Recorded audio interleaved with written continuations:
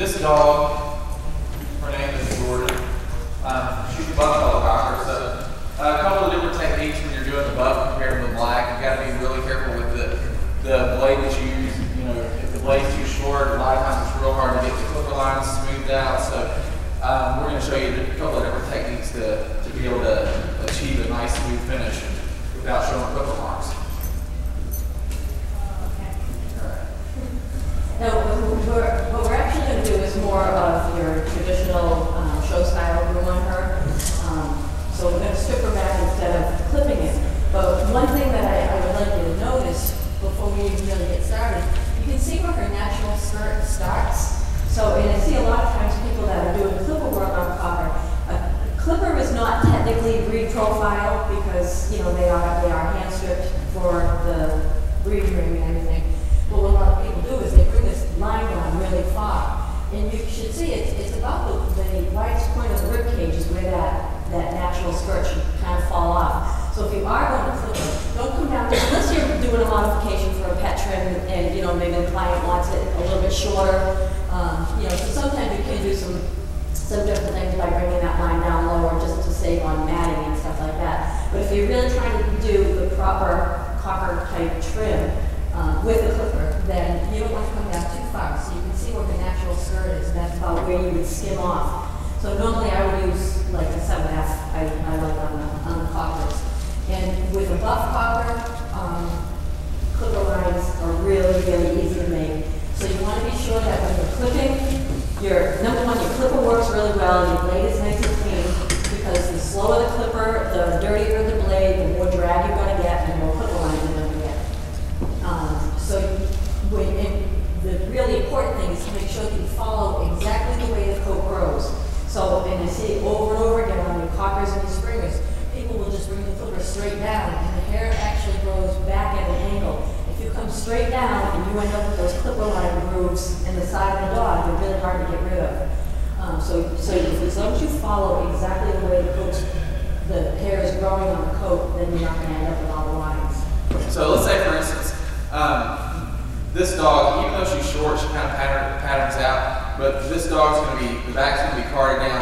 If we were to clipper this dog, even if we did a 7F, or if you did a shorter snap-on comb, and if you do have trouble where you're trying to still leave some texture, you don't want to take it too short like a 7F, you can use a short snap-on comb. Like for instance, I use the number 2, which is a 3/8 inch a lot, and I also use the number 4, which is a 1/4 inch a lot on the cocker backs like this, because a lot of times with the buffs, the shorter you cut them, the harder it is to get the clipper lines out. If you do have trouble with clipper lines, after you use a snap-on comb or a 7F or a 5-blade, whatever you choose to use, the classic strip, this is a classic stripping knife. It's a medium. It's not a coarse, or it's a what is it? It goes fine, and then I don't know. It's just fine and coarse. Okay, so this is a coarse. It's not a fine. You can also use the fine, which is a little bit. It's not as harsh, and it's not going to take out as much coat. But once you clip it, and you can do this on your Schnauzer backs, your Westies, your Airedales, whatever terriers that you groom that you want to leave a little bit of coat on the back, but you still want them short enough where the client can maintain them. Once you do your clipper work, if you take the classic stripping knife, they're like $6-7. You go in the direction that you clipped or in the direction that the coat grows, and I'm holding the skin tight, and my stripping knife is almost flat with just a little bit of an angle up, so it's not straight up, it's more flat to the skin. And what I'm going to do with that skin pulled tight, even after this dog is clipped, what you'll see, and even if I 7F this dog, what you'll get is you'll get this little bitty fine undercoat. And the problem is, once you clip it with a 7F or a 5 or whatever it may be, this undercoat stays trapped in the skin, so it's never removed. So you get a lot of that cocker crud or Schnauzer backs with the little scaly stuff on it. And by taking this and removing the undercoat, you'll actually get a lot healthier coat, and you can erase a lot of those clipper lines by doing that as well. Especially on the black cockers, when you clip them, they always have, as the coat grows, they look nice and black. But when you clip them, they almost look gray underneath. That's what's making them gray. It's that fuzzy undercoat. So on your springers, all your sporting dogs. If I have a dog that's like very thick and woolly, I'll do a lot of the carding before the bath. you know, and then do some more after. And even if you're going to use a clipper on it, if you do this first, the clipper will blind through because it's that fuzzy undercoat that almost causes your clipper to jam. You know, and causes those drag marks, and you have to keep stopping and cleaning off your blade and everything. All those fuzzy hairs are what get between the blade and cause it to not clip properly. So if you have a dog that's like extremely thick with undercoat, if you muck out a lot of that stuff before you actually clip them, and then again after, it takes a little extra time, but the overall finish is going to be really good. And it's just like I did a Pomeranian dinner last night, and with the Pomeranian, they always have that really hard coat to get through. You know, with the undercoat, you can't get a clipper through it. If you can't do a stripping knife with a Pomeranian, but if you take a really good slipper brush or a coat king or something like that, and you get all that out before, the clipper will go through it a lot easier. But with this guy, or this girl, if you get a dog like this, it's going to come in, you're going to card the back. If you do it before the bath, the stripping knife will grab the hair a lot easier because once it's clean, it will slide through it instead of grabbing the undercoat. And you see, she doesn't struggle at all when I'm pulling this out because it's all dead coat. But once you get to a point where the stripping knife starts to snag or you feel it start to get a little bit rough, then you need to stop stripping because you've already gotten through that undercoat. You're down to live hair, so you don't want to pull that live hair out. People will always ask, how do you know when it's enough? And you can actually feel it.